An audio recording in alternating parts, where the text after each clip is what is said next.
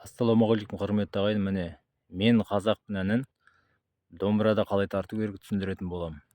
Міне, бірінші 0 мен 0. Ешқандай пернені баспаймыз. Қағыс төменге. Қа деген мына буынды айтамыз.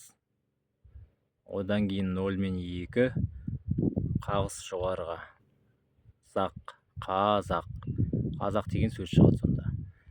Әрі қарай үшінші пернені басамыз домбыраның астынан, астыңғы шегінен, яғни үстіндегі санды домбыраның үстінен басамыз, астындағы санды астыңғы шектен басамыз.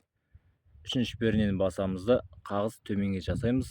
Бо деген буынды айтамыз. Бо. Міне лап. Екінші перне, үшінші перне, төменге, жоғарыға, төменге, жоғарыға. Міне барлығы дайын жазылып тұр.